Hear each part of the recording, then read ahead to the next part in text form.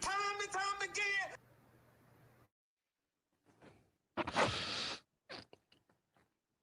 Well. Guess who's back? We're back. The Originators. Monday, 8 o'clock. You better run for the hills because we back. What's going on? What's going on, Mike? Man, how we doing? How we doing this evening, man? How we doing? I'm feeling real good, man. Really good. You know, Eddie Murphy. I guess he doing all right. But, hey, man, let's go ahead and get right into the chat. The Silk Legacy, Sherman Wood, Pat Norris, what's happening? Terry Lloyd, Keyshawn was good. MVM. Silk said he's still in ICU, but he's getting better. Hey, man, we praying for you. Like I said, man, you're going to get out of this. Trust and believe. John, what's happening? Hey, guess what, y'all? We do have a good conversation coming through here. Madam Howe, TJ Martin, Falcon Fan 408. So, like I said, if you're new to the channels, rather it be on Mad Mike Sports or 6MK Live, y'all make sure you go ahead and tap them buttons. Kev, you couldn't hear me? I ain't hear now one thing you said. I'm the screen moving and everything. You talking about you didn't hear shit. Like what the hell? I didn't hear nothing. Oh wow. Well, who we be? They don't know who we be.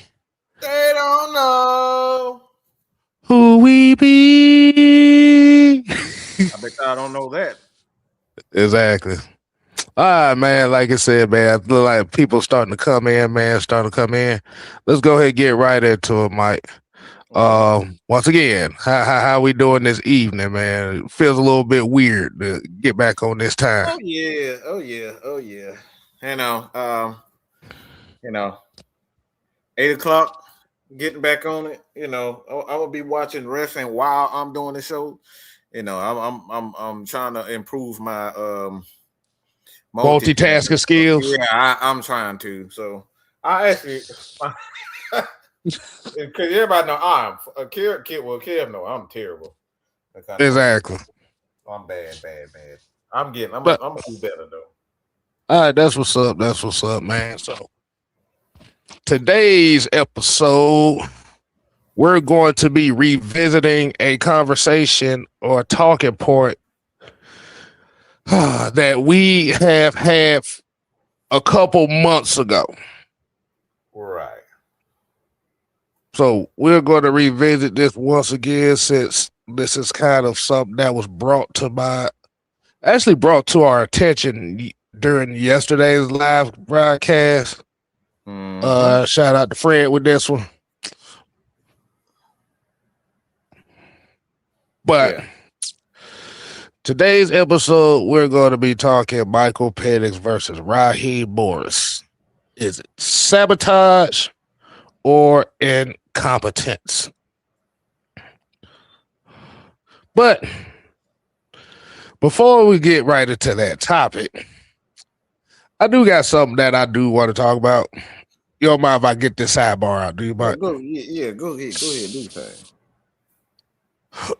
As I try to look up what the fuck this dude's name is, we're going to talk about the Minnesota Vikings former general manager.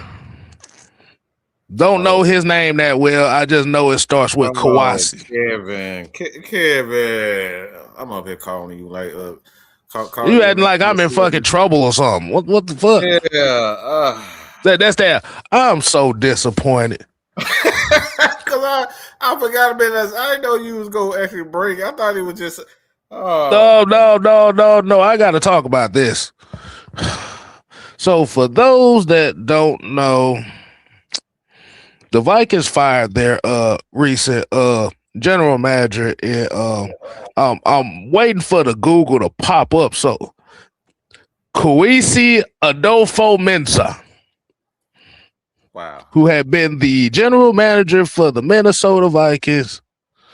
Oh, Southside. We're gonna talk about that too. We're gonna talk about that too. You know what? That's gonna be the boy, not yet. We're gonna save that one for we're saving that one for later. Wow. Nah, that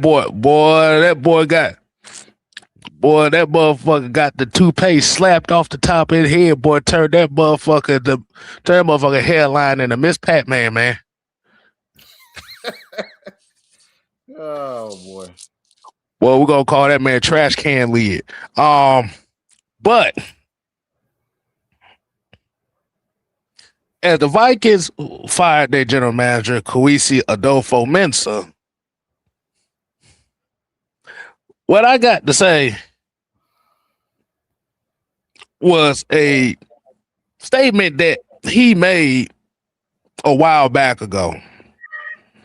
Now, I went to go look at this to make sure this wasn't on no bullshit, but apparently from a lot of the Viking fans, this was actually said. Can't believe I'm saying this. But he takes a lot of his scouting notes from PFF. What's your take on that, Mike? I call that like, really, nigga? PFF. I done told these motherfuckers about these man ratings. Like, what? Why your ass got fired from the beginning? You sitting there looking at them goddamn man ratings. We already got one of the dudes from the Jets talking about he used Madden ratings to determine the free agent players that they're gonna get. We got another one talking about PFF. Lord have mercy. Like, bro, what is wrong with you, man? Like, what's wrong with you? What are you thinking in your head? They don't even have a damn clue about how they even come up with the rating system. Like, it's a forever evolving rating system, and you, oh my God, bro, Jesus Christ! Oh wow. I mean, wow. the fact that it was co-sponsored and founded by Chris Collinsworth already tells you everything you need to know. I won't stop saying dumb shit. Like, are you serious? Yes. Wow. Oh wow. That's it. Wow. But just telling a lot of people that even though we caught Terry Fontenot did catch a lot of flack for some of the draft picks, he didn't miss on draft picks like this motherfucker did. The fact that man said he get a lot of his information or foundation from PFF, that's got to be the stupidest shit I've ever. Like what? Like you can't use your eyes. You don't, like, everybody should have a system in it on their own, right? Like my system that I developed is always based on, again, consistency. I thought that was how you do it, and fundamentals. Okay, consistency and fundamentals, and then everything else becomes kind of de facto. For example, like quarterback position. Like Kev and I always look at it mechanics. That's mechanics. That's what we start at. Like, we have this thing, like, if he has a green dot on the back of his head, Kev, mm-hmm. you know his head, he's actually surveying the field. If that green dot is constantly moving, okay, is it constantly moving? If it's shifting here or it's still in one spot, we know he's not really reading the field. He's just staring. Okay, because the quarterback, if your head is not moving, like, you're not doing your, and then you go from, you know, you go down from the throwing motion, and we've eliminated a lot of quarterbacks because of just the throwing motion in itself, because we know how the NFL is, and then we go from, you know, the green dot, the throwing motion, to the footwork. So we have a system for each position. Okay. The fact that this dude got to use PFF, that tell me he's what John just said he's lazy as fucking hell. Okay. PFF ratings. Like, are you serious? PFF ratings, bro.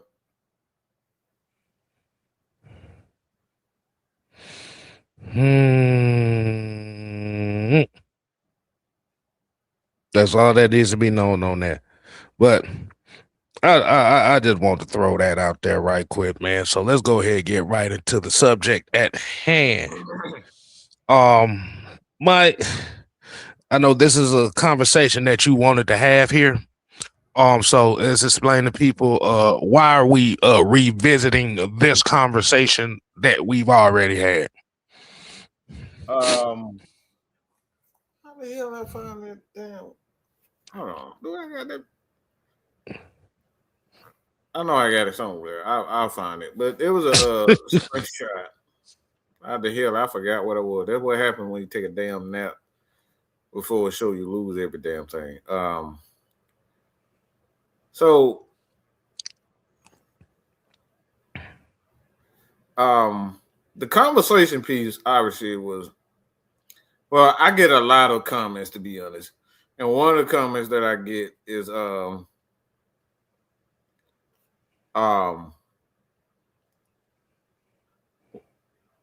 right, here it goes. All right, I got it.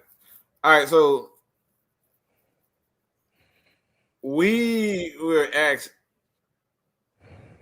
I put out a poll a while back, and let me go on Instagram, to be honest. That'll be better. Because I want to kind of give everybody the full breakdown of why this happened so it'll make sense for everybody.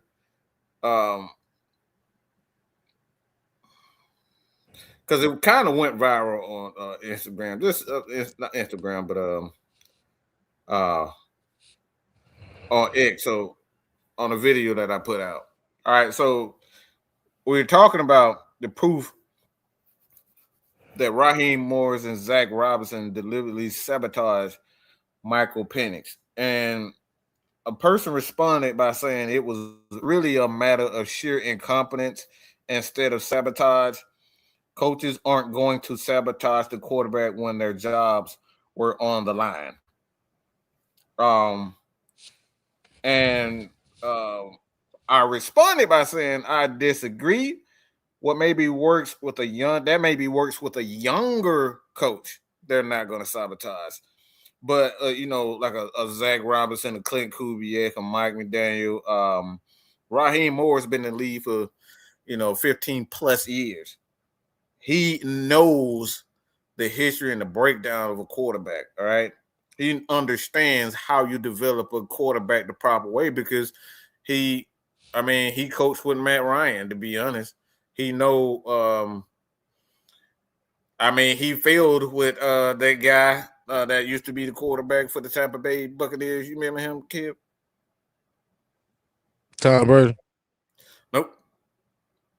You said used to be. Oh, Jameis Winston. Fred, he was with Tampa Bay the first time. Oh, Josh Freeman. Yes. So he failed with Josh Freeman on developing quarterbacks. So it's not like he doesn't know not to do dumb shit. He did dumb shit with Josh Freeman and ruined him because I thought he was going to be an okay quarterback, but he failed with that too.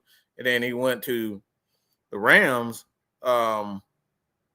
and he saw what they were doing with not only no, it wasn't golf. It was the quarterback. God damn it, they got now. Matt Stafford. So he's seen success from quarterbacks. You know what to do. Whether it's young quarterbacks or older quarterbacks, he knows what to do with them. And the fact that he looked at Michael Penix and said, yeah, Michael Penix don't need any help. That shit baffles me. So how the hell does a Michael Penix he doesn't need help. So, and that's the thing we're talking about. And a lot of people are saying to themselves, what the question is to you guys I have is, do you personally believe that it was incompetence on behalf of Zach Morris, a.k.a. Rye Stupid, aka Y Queen, aka Mr. Raheem the Dream, aka Mr. Zach and Rob. Do you believe that it was a sabotage or incompetence in regards to how they develop or failed develop Michael Penix? Oh, well, the thing is, what my thought process is, or what this whole thing came down to, it was. I'm gonna throw in a word that we haven't used in the title. I'm gonna throw in it was arrogance. I mean, when we really look at the situation at hand, it was kind of like one of those. Well, he's a high round pick. I don't need to work on him. Don't worry about it. But it goes back to what Juan kept saying. What Juan always keeps saying: you can never bypass the rookie process. I think it was unfortunate that the development process was actually a lot slower than what was initially promised. And I just think it was just arrogance. Yeah.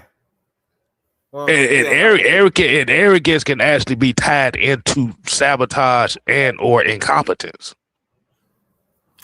And that's what we're going to break down right there.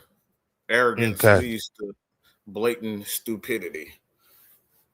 That's what arrogance is. Because you feel like your system that you feel like you perfected. But the thing is, this is why I'm anti-science. Because we were just talking about that. Well, scientists one and now you one and now we talking about science. And the thing about scientists, it's not a proven system until you actually perfected it and you have evidence of it being perfected. And that's the shit what I'm talking about. Like how the hell what goes back to what I was saying about Raheem from the very beginning. Who the hell has he ever developed? Offensively or defensively? It don't take a fucking like pick.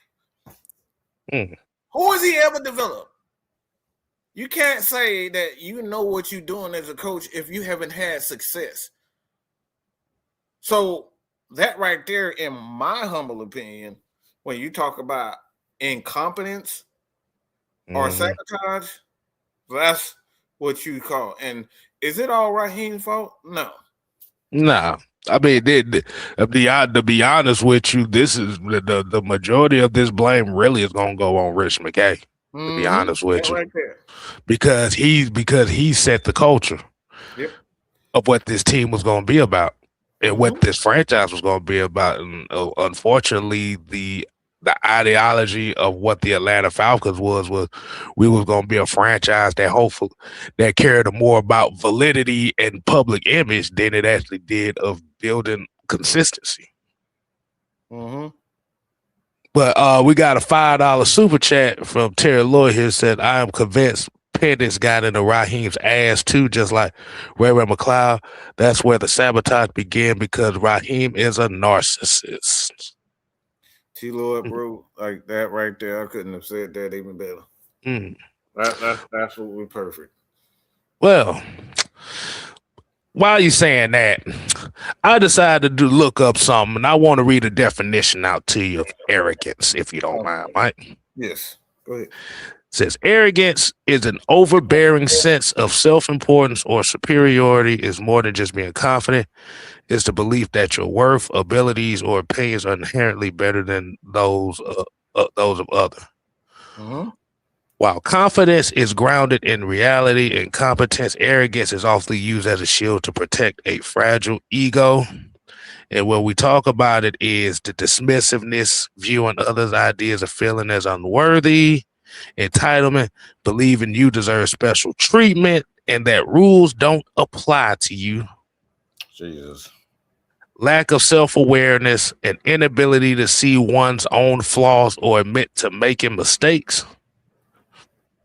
and dominating conversations. The need to be the loudest voice or the alpha in the room often interrupts others.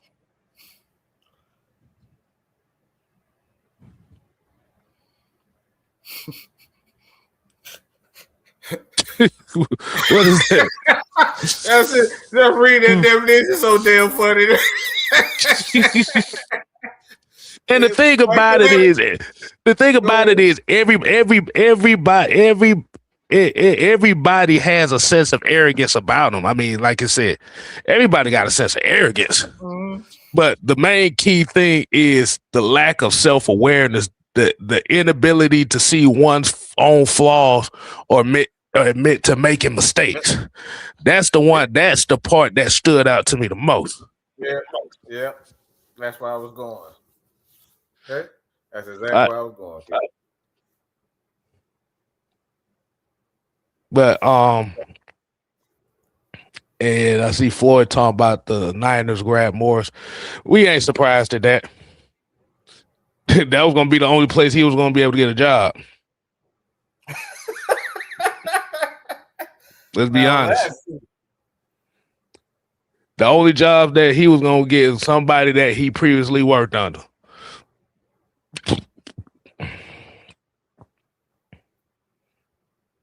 But we're gonna see how that train. We're gonna see how that's gonna go. Because if that becomes a train wreck, yeah, that's gonna be the undoing of Kyle Shanahan and fucking San Francisco. I'm telling you that now.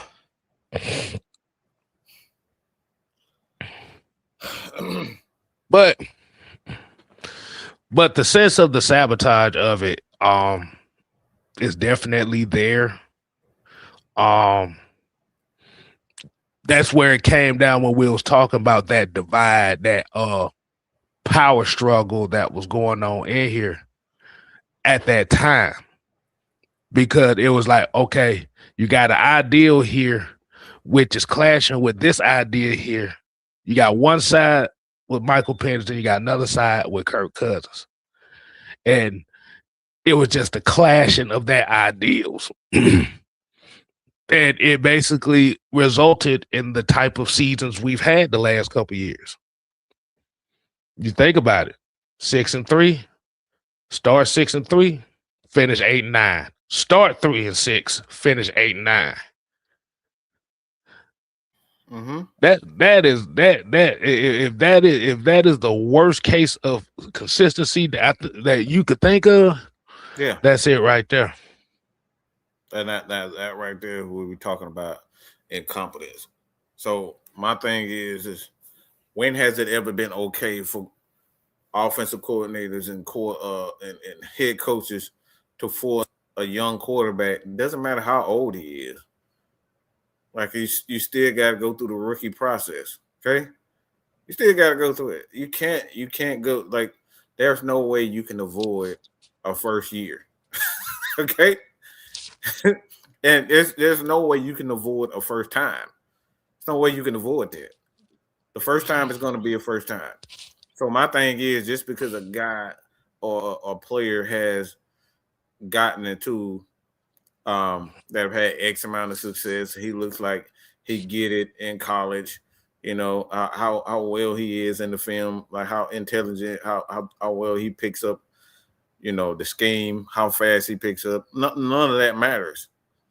Because when you get on that field, when everybody understands the scheme, when everybody understands your habits, like they've been watching you also. So it becomes a chess match, Kev. Yeah. It becomes a chess match. Shout out to Kev, y'all right there, y'all. Well, I am playing chess while we're doing the show right now, so yeah. I see. This is what y'all didn't know that, did y'all? Y'all didn't know that. But that's what it means. Like it becomes the more that you do things, the more successful you are. Like I said, me going to performing arts school, we played chess all the time in the midst of us actually doing work, because she was Mrs. She used to challenge. Miss Kern used to try to. She used to challenge, and I got better. because I was way worse than this at multitasking, but I've definitely improved throughout the years, and I owe that to Miss Kern, because she would do two things while we doing the work. She would allow us to play. She would allow us to listen to our music, believe it or not. So while she was teaching, she would challenge us to listen to her while listening to music at the same time. Then after doing class, we would read. She would give us a passage to read, and we would read the passage, and we have to, recite everything back while the music is playing. She played classical music, so like over time I got better at it. But while I'm saying all that, there were times in the beginning where that shit drove me insane, and it drove a lot of our my classmates insane, because they was like, I can't concentrate with this music playing. You know what I'm saying? So it's different things for different people. But she was challenging us to do that, to do something out of our norm. And this is why I'm saying this about Michael Penix is, with a young quarterback, you have to challenge these guys to do things out of the norm. You see what I'm saying? And if that person isn't getting it, guess what Ms. Kern's like, okay, we're going to eliminate this aspect of things. This is how she would challenge us, but she would challenge us to get us out of our habits. And if she felt like we was doing a little bit, we weren't doing well, she would switch things up. She would change things. And that goes right back to what we were talking about, Kev, about incompetence and arrogance. When you see it going wrong, you can't keep doing the same dumb shit. You couldn't keep doing the same dumb shit when you know this student is struggling in this area. That's dumb as hell.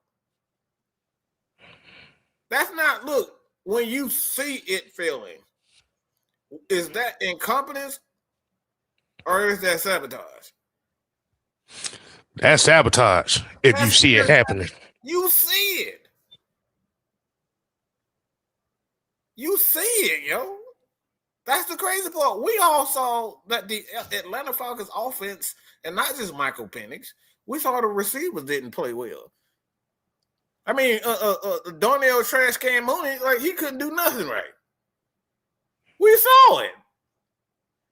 We saw David Seals, he blocking 80-90% of the time at wide receiver. He wasn't catching no passes. I don't even know if Charlie Warner caught anything other than the screen in it. So that's all he did. He didn't challenge these guys in any way, shape, or fashion. Any. Until his ass started getting in trouble. When Michael Penix went down, that's when everything got, that's when everything got different. We started using Bijan Robinson. Like, Bijan Robinson wasn't on the field the whole damn time. For 12, 13 games, you start handing the ball off to Bijan Robinson 25 times. Huh? You start using Kyle Pitts on drag routes and curl and crossing routes. You start using them at wide receiver again, Kevin. Wow. You start doing a lot of those things over and over. Like, you start doing all those things instead of doing the same exact thing. So my thing is you can't say it's sabotage and nobody would sabotage themselves. Kev, do you want to go into some instances where coaches have actually sabotaged themselves with pure stupidity? Yeah, might let you go ahead and lead the charge on to that right quick. And and I'm just gonna put the disclaimer on it. The reason why we're having this conversation is we're literally setting this conversation up as the reason why Ian Cunningham and why a lot of the stuff, a lot of the way that they're building this team up from the top to the bottom is a result of what we're talking about right now. But go ahead, Mike. But that's the thing when I was talking about instances where guys have actually sabotaged themselves. I mean, let's be real. A team was in the AFC Championship, a guy who deliberately sabotaged himself. Sean Payton did it. Mm-hmm. He deliberately sabotaged your boy, the quarterback. He deliberately did that. Talking We about see it Jared all the Stidham. time. Talking about Jared Stidham. Stidham, and he did it with Russ. He deliberately did that. He didn't care if his job was on the line. A lot of people do it when their job's on the line. A lot of people do it because they just want to do what the hell they want to do. We've seen Bill Belichick do exactly that. Bill Belichick done did it so many dang on times where he deliberately not play certain guys. He didn't even care. If the cornerback, Malcolm Butler, Malcolm Butler was one of their best corners. He didn't care. He sat him down, he sat Malcolm Butler down, and they were struggling that corner, and he kept doing it. He didn't give a damn. So there are plenty of instances out there where coaches would deliberately sabotage themselves.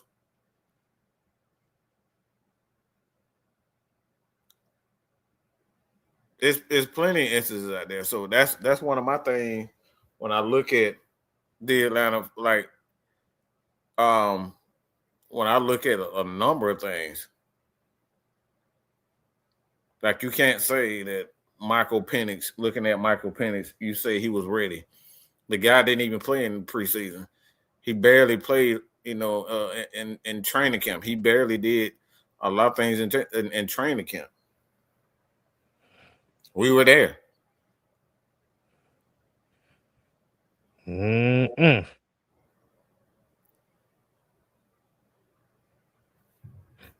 No, we saw that. We definitely saw that.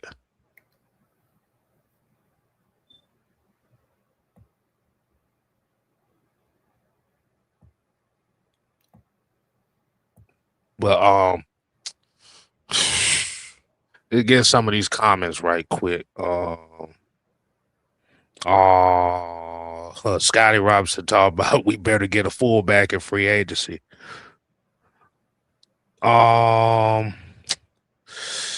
Southside said I say Charlie Warner in the backfield like a running back 80% of the time.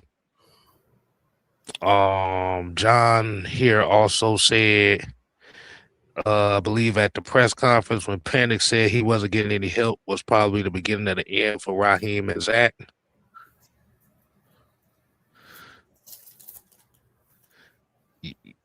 Yeah.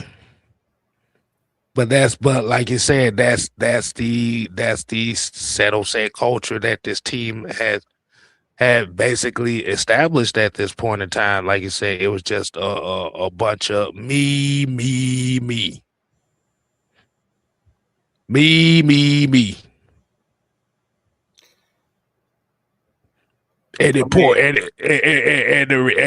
the reality of it is it was a representation of what the fan culture was. And that's the worst part about it. Mm-hmm. But one of the major reasons why it's happened like it's happened right now is because now you're bringing in Ian Cunningham. You got the Stefanskis of the world. You got a lot of this stuff going on here. This is one of the major reasons why they are rebuilding this franchise to be something of an actual identity as one. Because like you said, the previous regime didn't have a clue. They didn't know anything from top to bottom. Everybody's ideas clashed. Nobody had a set way of how they wanted this team to build. And the results played on the field just in the last 5 years. And Southside Ricky, which is very interesting, he said Charlie Warner was a fullback. Guess who else asked about Kevin Stefanski at the Pro Bowl? Guess who else asked about Kevin Stefanski in Atlanta? Did you hear that conversation? Kyle Juszczyk. Kyle Juszczyk. Interesting. Why would he do that? And Bijan Robinson, they was having a conversation. Bijan Robinson, they said he loves Kevin Stefanski right now. Mm-hmm. So they're basically telling you who the face of the franchise is going to be.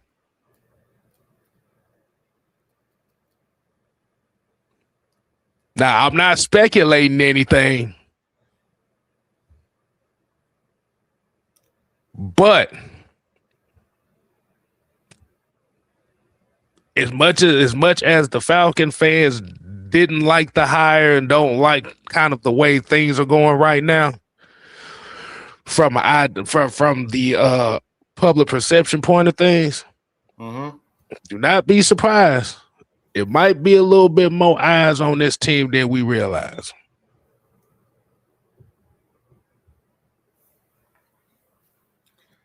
I'm just saying.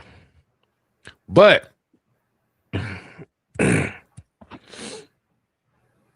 my question to you, Mike, is what do you think? What is your take on Ian Cunningham, and what do you think that represents where the Falcons' direction is going to go, but here on out?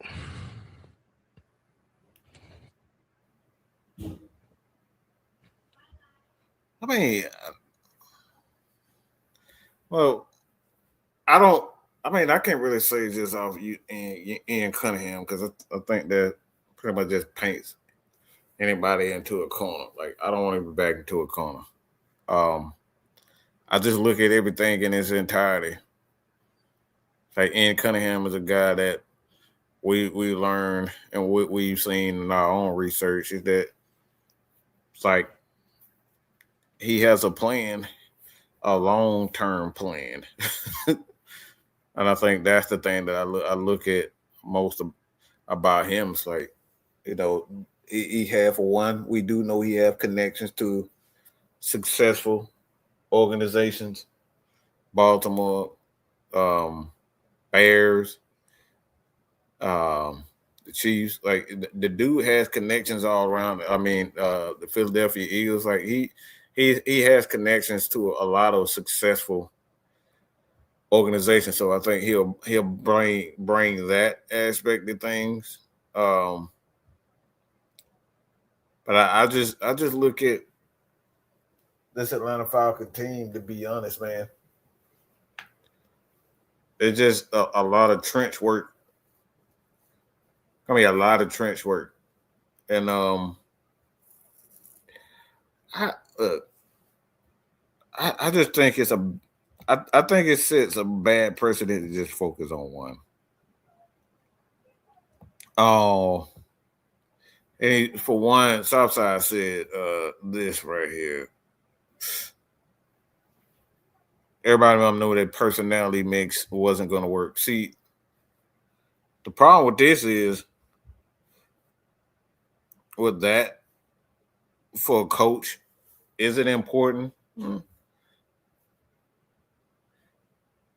Like, personality mix, I don't think that should matter as much as. And I think a lot of losing organizations focus too much on the personality mix. You want guys that just gonna, they just want to win. They want to win. They want to win football. They want to play football. If you're worried about guys who just act like you, walk like you, talk like you, you've already failed as a coach. Bijan Robinson and Michael Penix don't act nothing alike, okay? Let's keep that right. Kyle Pitts and Bijan Robinson don't act nothing alike. Drake London damn sure don't act like nan one of them. But those guys, when they get on that field, all don't have that same thing in common. They want to be the best. So personality mix is an excuse for a head coach to be a dictator. That's an excuse. You think Bill Belichick and Tom Brady had the same type of no. You look at Tom Brady right now, like Tom Brady, he going on 50 years old. He's single as hell. Bill Belichick up out here trying to get him some young coochie, okay? Like, let's keep that real. Like, personality mix and all that shit, that's a bullshit excuse for you to be a dictator. When it comes down to y'all have the same mentality as far as greatness in football is concerned. And that right there happened.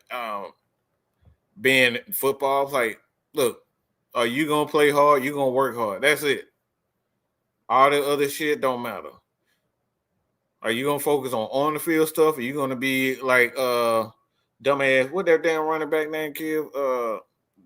Shit. Talking about $100 million. Talking about $100 million ain't enough. I know Odell Beckham Jr. said it. You talking about Le'Veon Bell? Yeah, Le'Veon Bell said that stupid ass shit talking about $100 million ain't enough to live off of. Like, if $100 million ain't enough, like, you's a dumb ass, okay? You just a fucking stupid bastard. If $100 million ain't good enough, it ain't enough to live off of. And you look at, how you doing, T-Pam?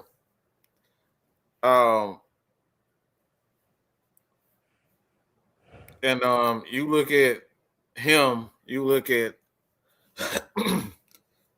at a lot of these players, they don't have a lot of the, we saw guys like Ray McLeod, how they dress and all they things. Like, a lot of these guys' personality are not the same. But they have that drive to want to be the best. That's it.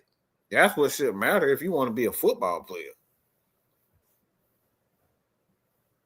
And I think that's the thing when you're looking at as far as a coach is concerned. You just want people in here who just gonna be. You want people in here who just gonna work hard.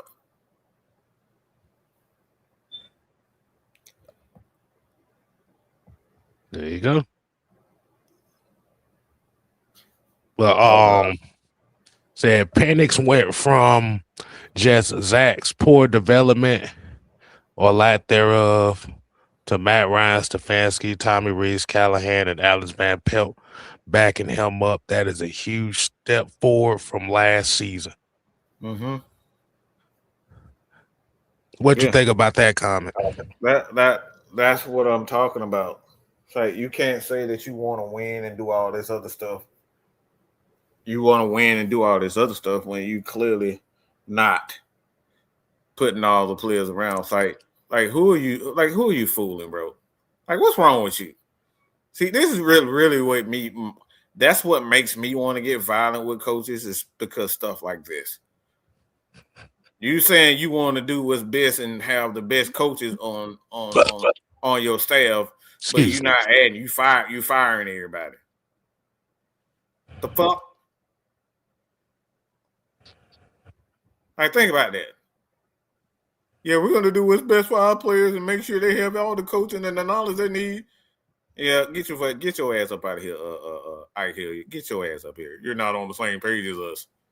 Get the fuck out of here. All these quarterbacks, guys, and pass game coordinators the Falcons done put on this team right now. Does that look like you're gonna do whatever it takes to make sure our quarterback, whether it's Michael Penix, it don't matter who's the quarterback. But does that look like you're going to do what's best for the players? No. That look like you got your own personal agenda. And that's what Zach Robinson looked like. It looked like it was our own personal agenda. They was firing guys, getting rid of guys. Like you trying to tell me that you was doing everything for the culture and for the culture and the culture of the Falcons and the players, but you getting rid of everybody. My question is how you gonna do something for something that doesn't exist? Mm-hmm. That's a tongue twister right there. That's the shit. That right there crazy. What the fuck do you mean? Do what's how best. You gonna do what's best for a culture that doesn't exist? sound like a scammer to me. Mm-hmm. That sounds crazy as hell. Southside Ricky said, we're gonna watch Penix become a monster before our very eyes. Some of my folks around Florida said it looked like he gained a few pounds of muscle. Shit, he ain't got no damn choice. He got to rehab like a motherfucker. Yeah, he ain't got no choice at this point. Right. Like everything got to be on point with him. Yeah. But you see the plan that's being put in place. They're essentially, and this is what I talked about last week when it comes to bringing guys into your staff, guys, decision makers that been experienced in those processes. Like I said, this was one of the major deadly sins of what Raheem Morris came in with. Two of your most important positions, which is your coordinator positions, you brought in guys that never did it before. If that don't sound like sabotage, I don't know.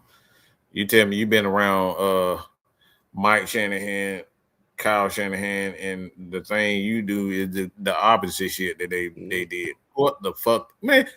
Look, man, I know, but what drives me insane more than anything is dumb coaching. I can't stand it. I will watch terrible football before I watch it. I can't stand terrible coaching. You're gonna bring in a dumbass to what? You're gonna bring a complete dumbass who's never done anything. He wasn't even a good offensive. He wasn't even calling plays in college. But what are we what are we doing, bro?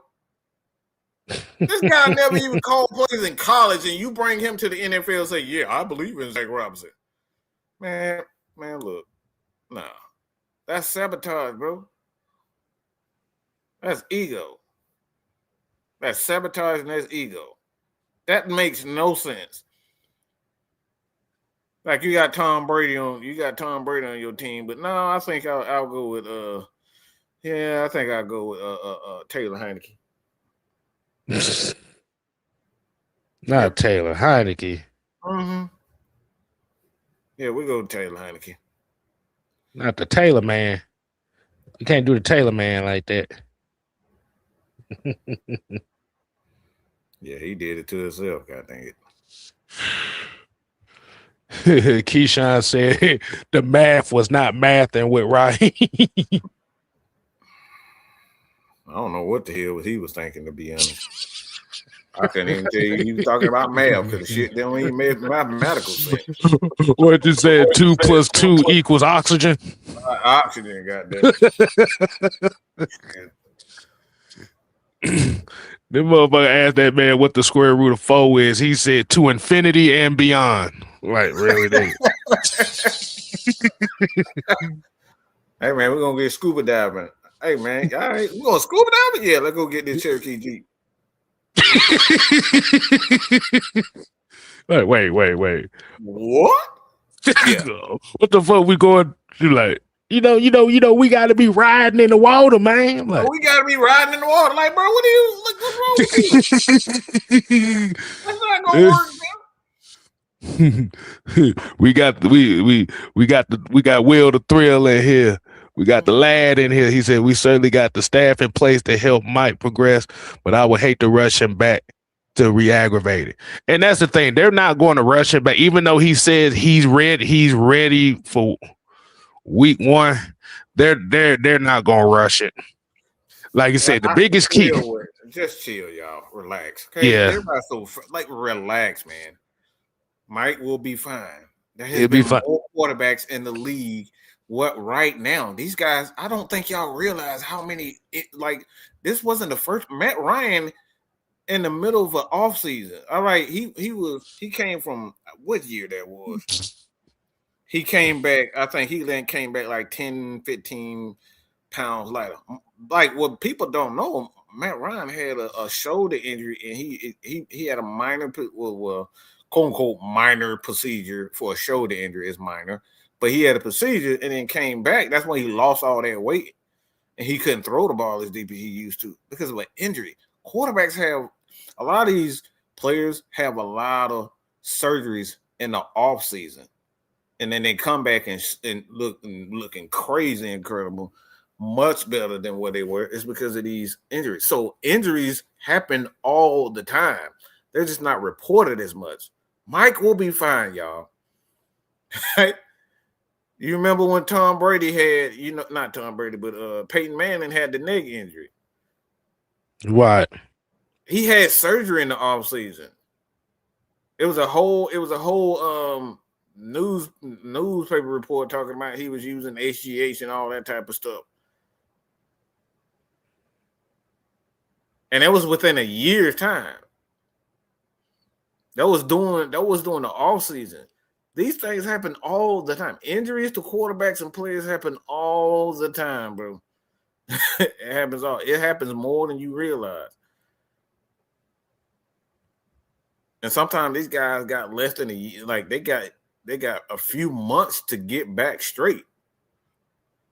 That's why you see a lot of guys fall off the quote unquote fall off the face of the earth in a year's time. I mean, we saw it with one of the better running backs and the most talented running backs in Todd Gurley.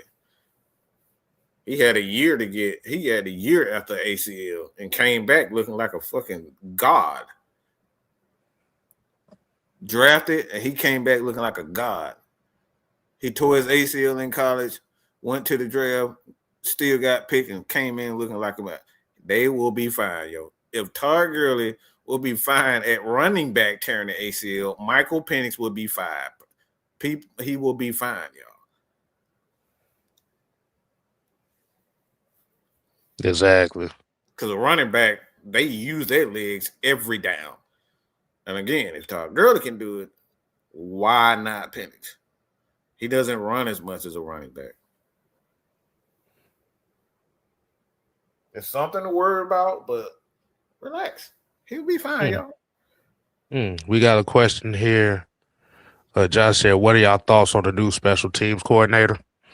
I don't know a damn thing about him. Well, Don knows a little bit more than I do, but from the information that I've gathered is, like I said, I think he was with the Titans the last few years, and they're usually right around the he's usually right around that the top half of the middle as far as special teams and stuff like that. They don't really have kicker he doesn't really have kicker problems like that. So, like you said, I think we'll be fine in that department. But special teams wise, like you said, it's a lot of accountability right there. I just say it's a lot better than what we've seen the last couple of years. You mean he doesn't bench the best special team player we have, right? No. Everybody that's useful plays. Good. It's a lot of discipline, but discipline and accountability, and plus he's been in the league for like 20 plus 30 plus years anyway, and a lot of that special teams work. So hey, I could deal with it. And after watching that Shrine Bowl and watching how Marquise Williams coaches, you see why. You see why special teams was god awful. Cause while they had, it was him and it was another coach that was another thing. While you see one coach talking about what he could do for the player to get better, you got Marquise Williams talking about, boy, them shoes look fly on you right now, man. I'm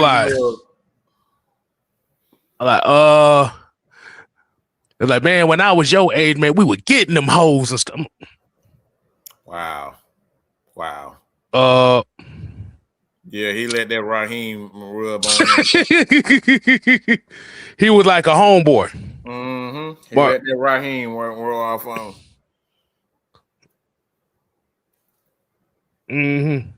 And John St. Clair said he's a top 10 special teams guy with the Dolphins. So, yeah, like I said, because he's a consistent coach, and I can deal with that. Like I said, it's a lot better than what the fuck we had. Yeah, Keyshawn, that's exactly why he'll be here trying to be buddy with Hippolyta.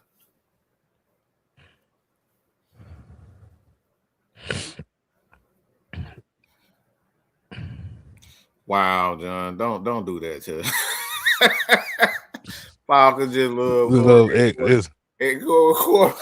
Oh no, we're not doing that. Oh, no, we're not doing that. Oh man, we're not doing that.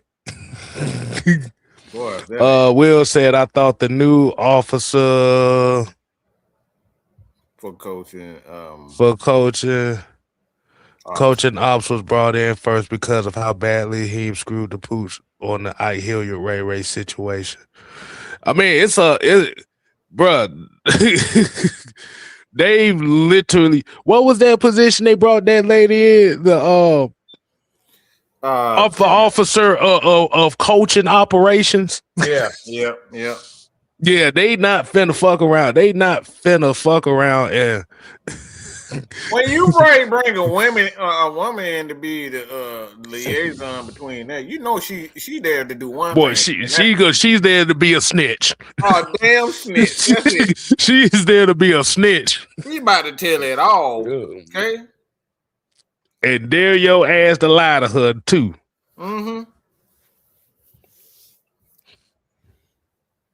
Everybody believe when a woman when gossip is concerned. Yeah, everybody believe that.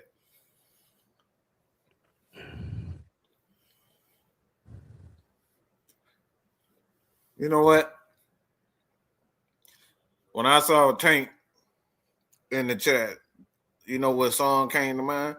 Oh Lord, what song you had in mind? That R. Kelly song, "Feeling on Your Booty." Oh my, what really, Mike? Yep. We not doing that, Mike. Feeling on Your Booty. That right there came to mind. You probably like, why is that saying? So this man got a hard on for Raheem. Ain't nobody up here. He up here, I believe. He up here having a whole conversation about Raheem in San Francisco by his damn self.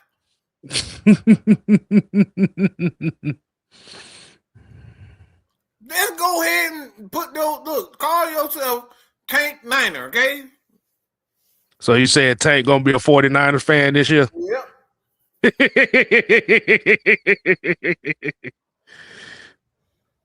Like, say it ain't so, man. Say it ain't so. Let's say you say he gonna betray he's betraying the Falcons for Raheem. Yep. Damn. That man ready to feel on that booty. But let me see.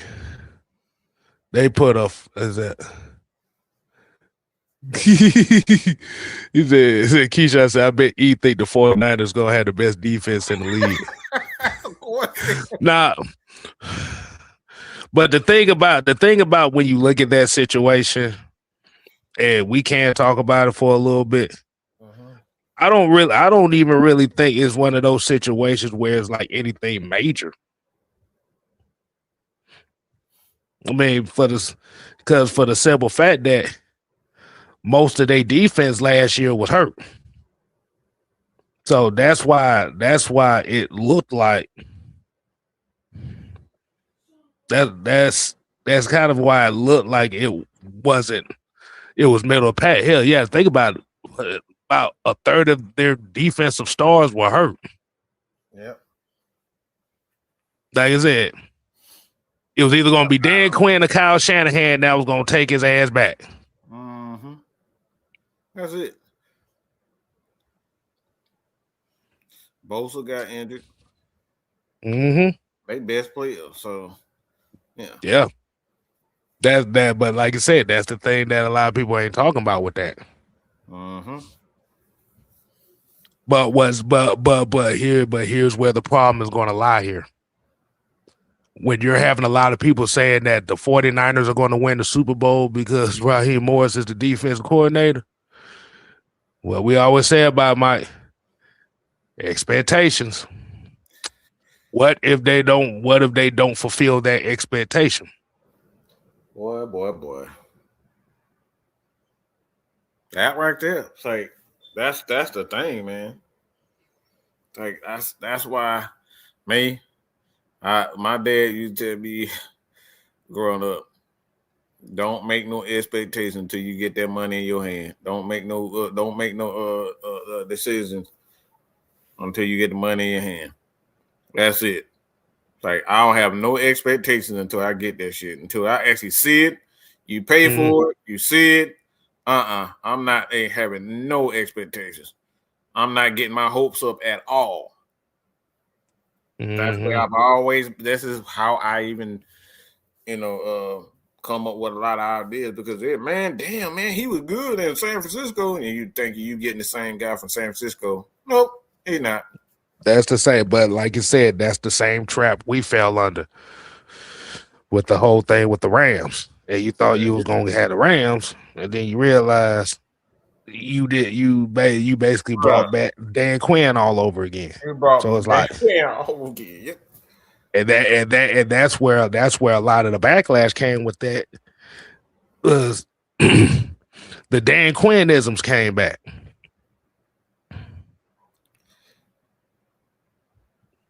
Mm-hmm. Boy, did they come. I told people from the very beginning, I said, well, this Dan Quinn Jr. Everybody thought I was being an absolute hater. Man, that dude ain't nothing but Dan Quinn. That motherfucker had a slogan for everything. Not the slogan for everything. That motherfucker had a slogan for everything. In the first year he was here, man, we were playing 9 yards off the damn ball. We were playing 9 yards off the ball, and then magically when we get Jeff Ulbrich and Nate Ollie in, the defense look so much different. Of course it does, because he ain't doing shit no more. Mm-hmm. So do you think that was a situation? Do you think that's a situation where they just bringing him in to be more so of the media friendly guy, more so than the coach itself? Yeah, of course. For San Francisco.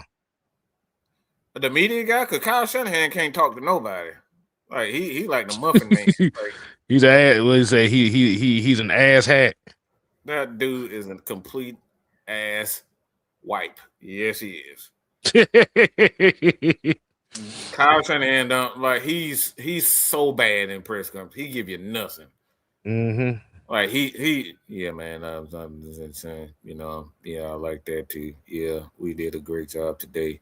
We got to win, and we ran the ball well, and my pops used to always tell me to, keep running the damn ball. That's Kyle Shanahan. He is fucking terrible. Now they get to see some teeth in their press conference now. Not the teeth. Yep, they get to see the teeth in them now. Because one of the things is too and that was Emmanuel Acho, and he was talking about that situation where he said he loved the hire, but it felt like it was a homeboy hire more so than something that was anything serious. He a damn lie. He didn't like that hire because he fit. If that's what he said, Kim. He says it. Yeah. I think it was sent to us by Jaden earlier, where he was like it felt more like a homeboy hire That's because his he true said thoughts it right was there. it. Look, that's his true I thoughts think right there. because he said he thought because he said that he had a conversation with Steve Wilkes a few years ago, and Steve Wilkes was talking about how Shanahan likes a particular style of defense of coordinator. Mm-hmm. Yeah, he wants somebody to not talk shit back to him. That's what he wants. That's Kyle Shanahan has always been like that. He's just like his dad. He don't want his coordinator to talk back to him. He don't want his coordinator to Rob Salah gonna be that. Mm-hmm. That's why Salah's like Salah is the organization's pick.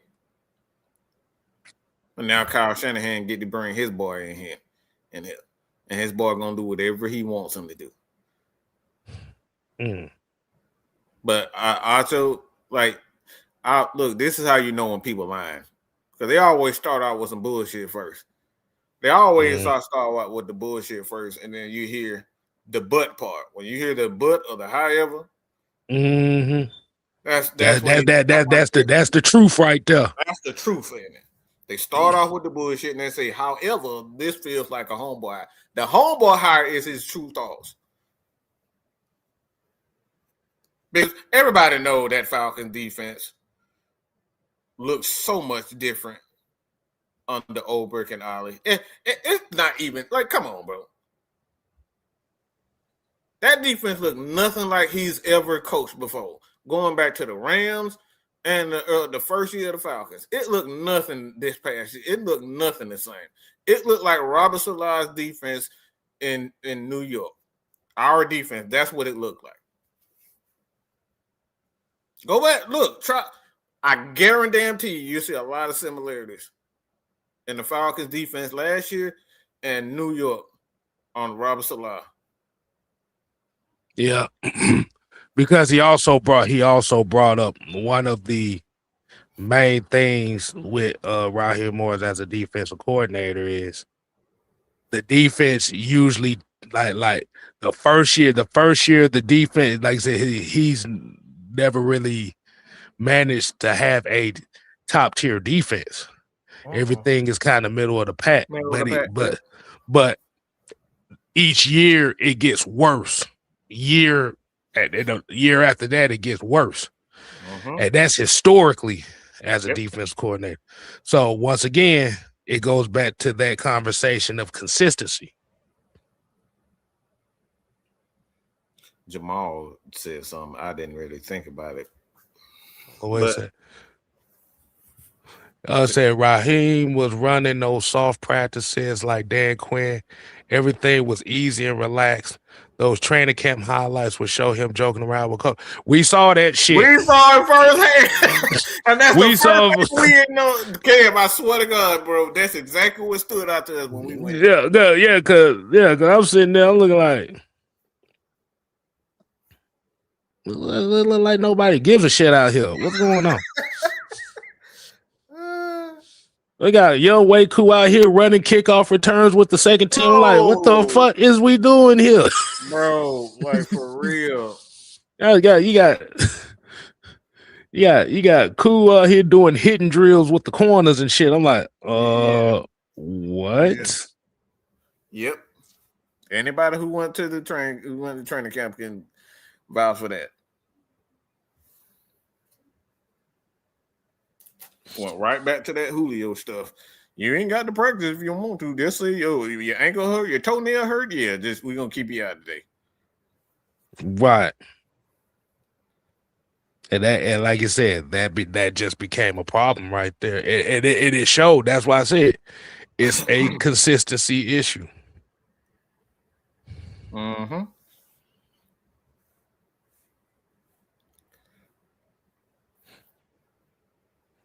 Keyshawn said they had Easton Stick doing his own thing. Bro, like for real. For real, yo.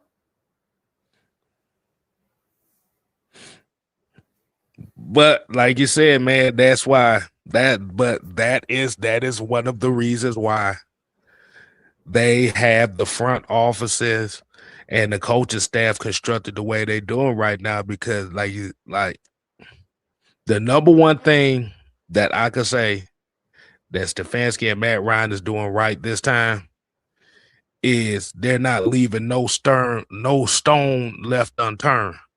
They not taking any chances with no first time guys. Nope. Because if y'all notice, everybody that they bringing in has some type of pedigree or some type of history. Yes.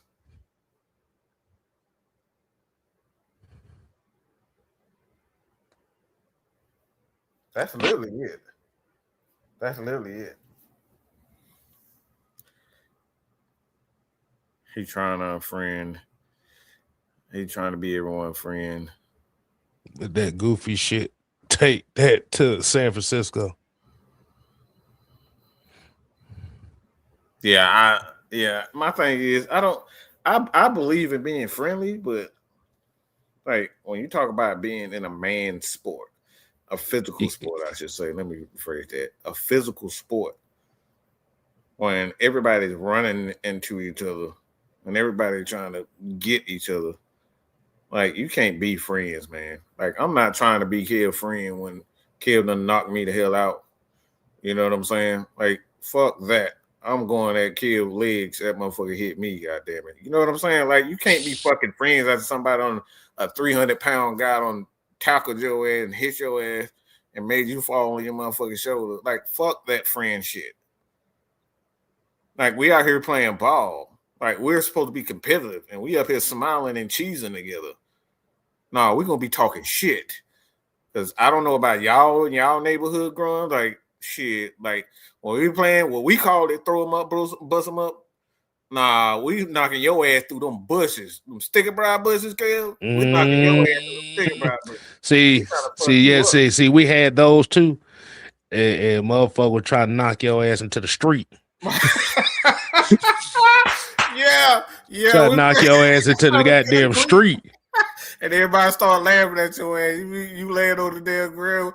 You laying over there with all the marks all on your knees and stuff. Like, bro, we trying to mess you up. Like, the hell with this friendly shit. But the thing about it is, when it comes to coaching, there's nothing wrong with being a friendly coach, but you have to be a friendly coach that's also holding players to a certain accountability. That's it. Accountability, and what it is the accountability is going to breed the success that you want the said players to have. See, the thing is, Raheem Morris is a better suited coach on a veteran football team. Mm-hmm. But as far as a young football team with a lot of young core pieces, he ain't the right coach for that. Mm-hmm. Mm-hmm. He's not. And there's a place for that. He's a position coach. That's what he is. Mm-hmm. Raheem is excellent at being a position coach. He's not a defense coordinator, he's not an offense coordinator, he's not a head coach. He excels at being a position coach. There's nothing wrong with that. But we can't try to make him out to be something that he's not. He doesn't have those qualities. He smiles real. He understands every position. It's fine. Ain't nothing wrong with that. That's it. But he shouldn't be leading men. He shouldn't. Mm-hmm.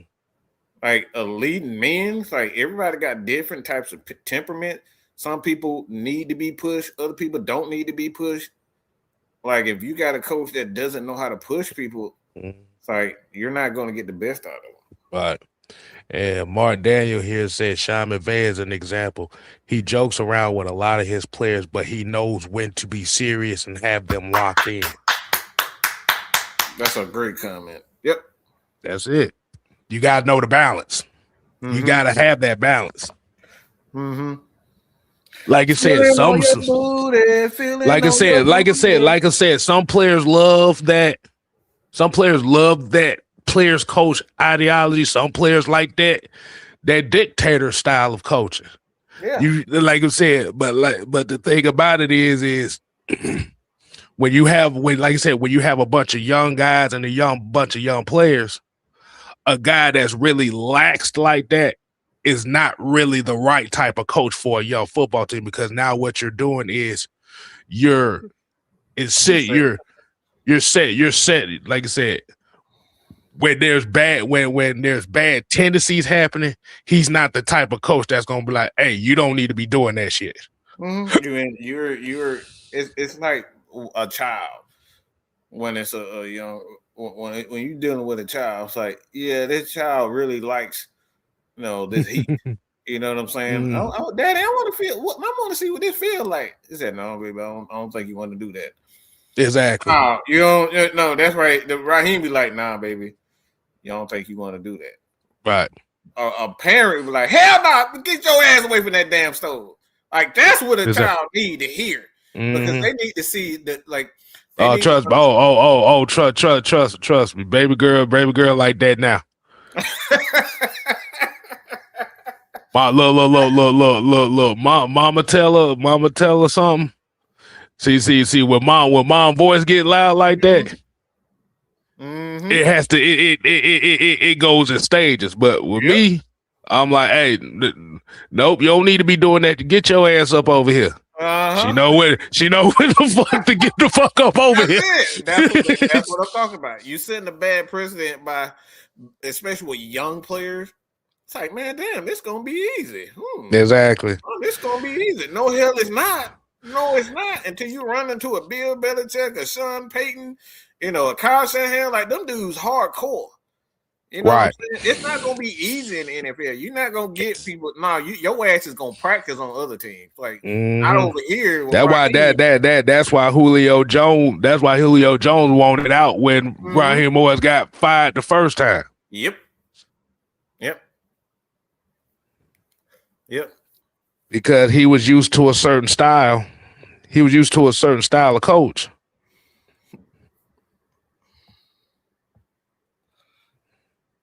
He was, like you said, he was used to a certain style of coaching, lax coaching, and Arthur Smith wasn't bringing that. He like, bro, I can't do this. Because that's what he was used to. Big Grizzly here said, do you think the new regime is going to take a different approach this preseason? Well, for what I know, from what I've seen, like with Stefanski, he does like to play a lot of his young guys in the preseason. He played, especially quarterback. He plays a lot of young quarterbacks in the preseason. So I think if Penix is ready by preseason, I think you're going to see him a lot at this preseason. For sure. You're going to see a lot of him this preseason. Yep. But then, like you said, then also you have to think about it at the standpoint too, is what's going to be the contingency plan for the quarterback position if the rumors is true that Kirk Cousins will get released, which is going to save the Falcons almost $70 million in cap space. Yeah. Now, if that is true and they're doing that, what are they going to do with that money? Yeah. Because to me, in my honest opinion, this is where Terry Fontenot and Raheem Morris fucked up at. You had all that damn money. You could have did everything you could to build the team around. My God. If you was going to spend $100-something million on Kirk Cousins, and then the fact that you drafted a quarterback in the first round the very same offseason. Remember that draft show, Mike? What's the first thing I say? I said, what the fuck was the point of bringing in Kirk Cousins if you was going to draft this guy? Yep. I like the draft pick, but I was pissed off. I was confused. It's the same reason so me and Kev had a different response. He said, what the fuck was the point of what the fuck is the point of drafting him if you sign him? And I said, "What the fuck was the point of signing?" So we had totally different responses. Same thought. Like what the fuck? Look, bro. I tell you, I'm not even gonna tell you no lie, bro. When they drafted Penix, if you looked at my face, I had 9 different emotions going on in one facial expression. I was confused. I was pissed off. I was cool. I was freaked out. I'm like, I love Penix in it. No, look. What I said. Okay. That was the first thing I said was. I said. Okay. I said, question. Yeah. If we're paying $180 million, if Penix was the plan from the get-go, remember, because that's what they said. They said Penix was the plan from the get-go. And what the fuck this Kirk Cousins shit go be? Yep. And that's what fucked them up right there. Mm-hmm. That shit doesn't make no sense. You oversplurged in the quarterback room. So they basically did a pull the Housewives of America move. They spent all their husband's money. Right. Because you had to think about it. The year before that, when you had the quarterback room with Desmond Ridder, Taylor Heineke, and Logan Woodside. You remember? We didn't spend shit that year. Remember that quarterback room cost you about $5 to $6 million. Yep. That was a $5-6 million quarterback room. Mm-hmm. Now I'm gonna ask this question again for the people that's watching. In 2023, you had a quarterback room that was about $6 million. Mm-hmm. Which is interesting because if you actually look at the numbers Ridder put up, it basically was identical to what Kirk Cousins did in 2024. But I digress from that point. Yep. You went from a $6 million quarterback room to 2024. You went to a $215 million quarterback room in one offseason. The same shit. That's why Arthur Blank was pissed off. He paid all that money for the same shit. So I'm asking the people watching right now. How did y'all feel when you realized that they spent over $209 million more for a position room to do the same thing that they did with the $6 million motherfuckers? Yep.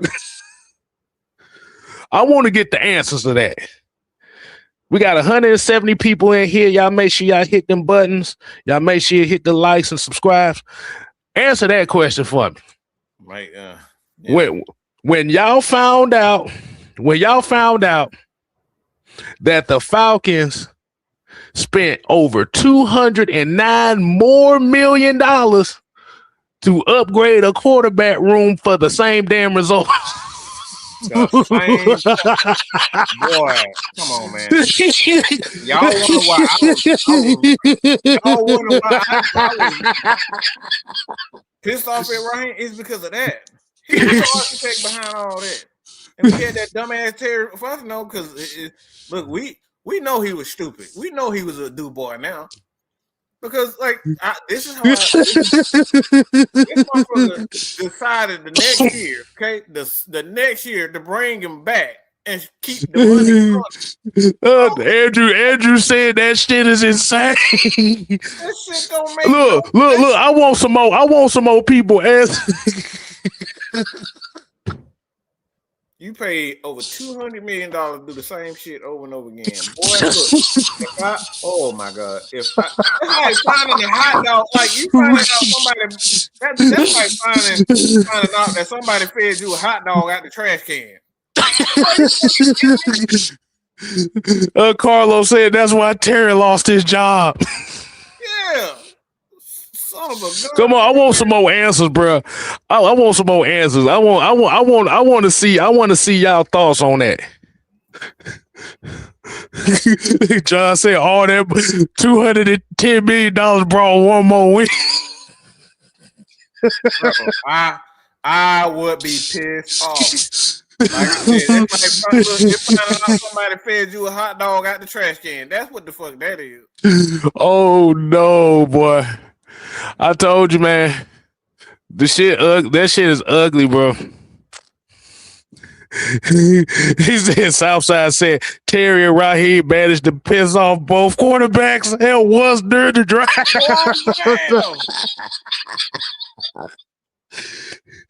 Oh.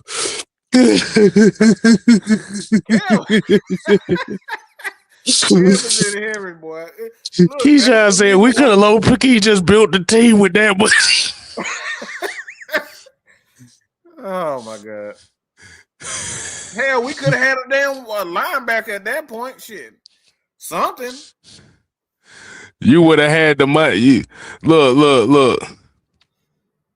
All those goddamn fantasy trades that everybody keep talking about in the offseason. Hell, you would have had the money to goddamn make one of them happen. Damn, boy. Andrew said, I can't believe we did that shit. We thought we was upgrade talent. Reality was all we did was upgrade the price 20 times with the same results. If I was on the blank, I would have had no staff this season. Man, look, bro. Man, look. I would have tore up all that shit. I would have tore up everybody got that. Get the fuck out. All right, Jay, I'm throwing your ass out like on the field, boy. Think about this. Let's put this into perspective. We update the quarterback room from Desmond Ritter and Taylor Heinicke to Kirk Cousins and Michael Penix, right? Yes, sir. If I remember correctly, Kirk Cousins threw for almost 400 more yards in I think 2 more games than the previous dude before him. Oh boy. Think about that. Say that again, kid, just in case people didn't hear you. Kirk Cousins, despite that 509 game he had against Tampa, and I think it was like 1 or 2 more games, through 300 more yards than the previous guy before. And you wondering why Mike was them motherfuckers? Or you? Oh my gosh! These are the things that I was watching. People forget Desmond Ritter was like 40 yards away from 3,000 that year, and he only played in like 12 games. Come on, bro. Come on, man. Come on, he wasn't as bad as people think. That's Damn, kid. He had the same amount of turnovers too. Yeah. Damn, boy. That's some bullshit. Hey, guess what? We spent $200 million more to upgrade for one more win. Wow. Wow. That's just like, just think about that for a second, y'all. I really want people to think about this. Okay? Think about that. We spent $180 million more for a nigga to throw 300 more yards than the previous quarterback. Mm-hmm. Hold on, let me pull. Oh my God, yeah, Jesus Christ, that ain't even a joke, y'all. That ain't even see, the thing about it is, the reason why we're saying this is because people think throwing money at something is going to make something better, and it didn't. It didn't do a damn. Terry would have been cool, but it's just like what a lot of people say. That Kirk Cousins, Michael Penix offseason doomed him. You could throw money at a pass rusher. You might get a lot of flack, but if you go from a $6 million quarterback room, a $6 to $10 million quarterback room to a $215 million quarterback room in 1 year to get one more win. Think about that for a second.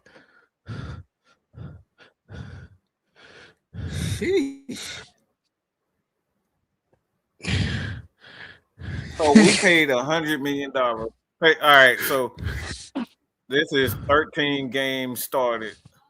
He threw for 2,800 yards. Okay, Kirk Cousins for $100 million more dollars plus. Kirk Cousins threw that year with the Atlanta Falcons for 35. Okay, so that's about 600, 700 more yards. Okay, all right. That's it. So that's about three. That's about 3 games. That's less than 3. That's about 3 or less games. I mean 3 or less 100 yards. For that's like 200. Yeah, because I think he averaged throwing that year. Average is 250. All right, it's 250 for him. So that's about 250. So okay, he had about 3 games, 2 to 3 more games. Yeah, worth of yards, and we paid $100 million more dollars for that. And the craziest part about that, Kurt has 10 years more experience than Desmond Ridder, and he could only throw about 700 more yards than Desmond Ridder. Think about that for a second. You paid $150 million for that. $150 million for a guy that can only throw for about 600 more yards than Desmond Ridder. Oh man! I want y'all to marinate on that shit. I want y'all to marinate on that. Hey, what was that like? There was that like one more game to him, or 2 more. One more game. Yes. One more game. Just think about that for a second, y'all. I really want y'all to because my thing is, if you were going to go the Penix route, the best thing that you could have did was get a mid-level bridge guy and not paid all that money for it and worked on everything else. No. Man, we could have brought Marcus Mariota for that bullshit. Okay, we didn't have to pay $100 million for that shit. Like Marcus Mariota doing that in fucking Washington, right? That's the stuff we talking about. Like y'all paying $100 million for a fucking name just for him to turn around and do some average shit. Corey put it best. He said, jumping over dollars trying to get up to a penny. Man, come on, bro. The trucker might say he thought we was getting filet mignon, but got pork chop sandwiches with A1 sauce. Yeah. So, man, please. Like, wait a minute. I asked for the filet mignon with the caviar on the side. Let me get one of them biscuits with the butter off of it. And you come back and you get it. Trying to tell everybody. You sitting over here, you think you getting filet mignon, you getting fried bologna sandwiches with a Hawaiian roll. Look, man, I'm telling you, we tried to tell everybody, bro. You should have just waited. You should have kept Desmond Ridder, waited for and have Desmond Ridder start, and just waited for Michael Penix. If you were going to do, you didn't have to spend $100+ million, bro. That's $150 million. My thing is, even if trading Ridder, and I said trading Ridder was the right thing to do because of the public perception of things, but it's the fact that a mid-level guy that you could have brought in, oh my gosh, would have cost you over. It's not funny, Look at from the standpoint. You could have brought a mid-level guy, bridge guy, who was going to give you that same amount of production for $200 less million. Come on, man. Come on, man. Come on. If Michael, tripping, man. we ain't tripping. The shit is fun. When we look back at the shit is fucking karma and it's fucking funny. It is. This shit. See. What's happened with the quarterback position in Atlanta is karma. Mm-hmm. Everything is karma right now. Oh boy, this is hilarious, man. That the whole last regime was nothing but karma. Woo. And now what's happening is you brought in a bunch of guys now with Matt Ryan, Stefanski, Van Pelt, Brian Callahan, Tommy Reese, and all these guys. Because they ain't finna try to repeat that shit again. They gonna give Kirk Cousins the boot. Oh my gosh. And Ian Cunningham too. And by bringing in Ian Cunningham, they've already told you, we're going to build this team to be gritty as fuck. Yep. It's not going to be pretty. Yeah. It's not going to be pretty.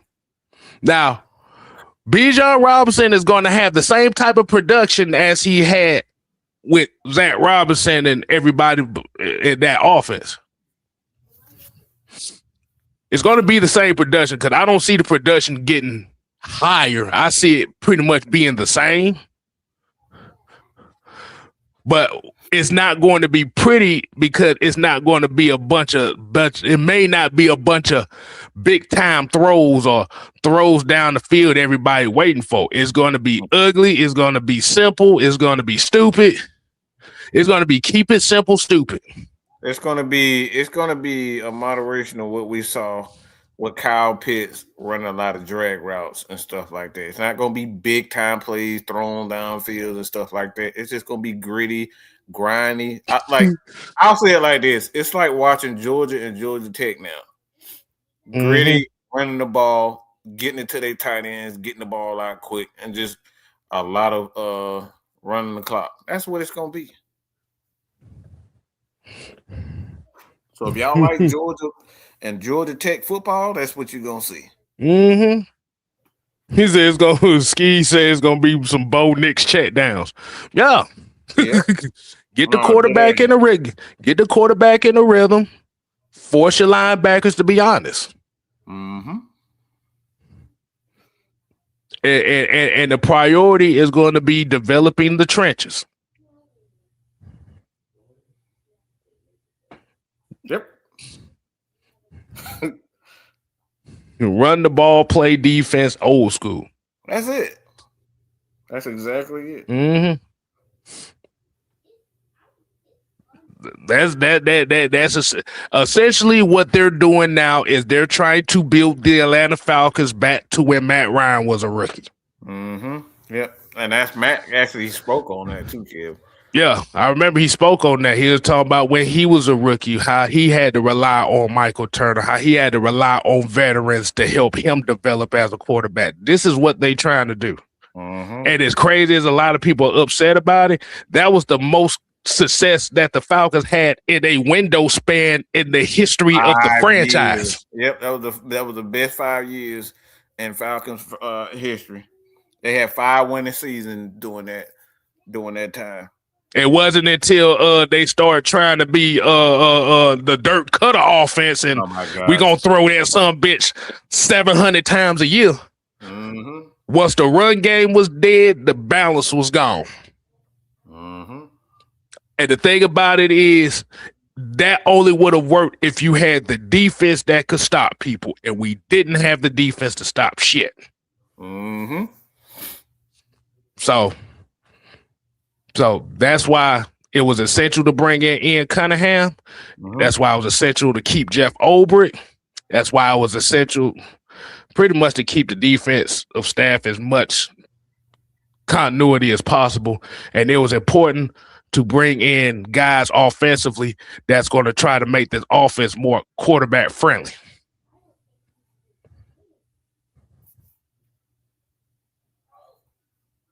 And that's where we are now. Exactly.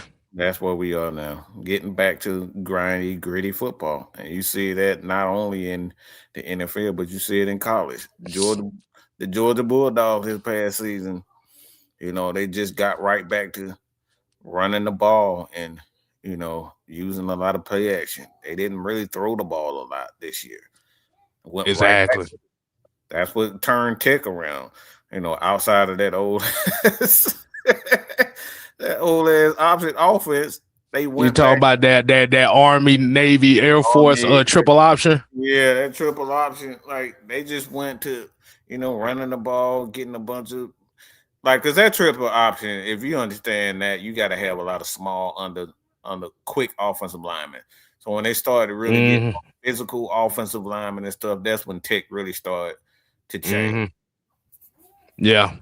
Yes, and that's why all the major schools used to beat the shit out of us because because like I said, the one thing that to blow that triple option up is if you have a dominant defensive tackle rotation, you could blow that offense up just like that. Yep. Like you said, speed in your linebacker room. Blow that shit up just like that. But good conversation, man. I know. Dribbler Flair said, "I'm glad we're getting back to this style of football. Fuck what the Vic Riders and the casuals got to say about it." At this point now, that's what this regime is. They like fuck your feelings. You either gonna watch or you don't. They don't care.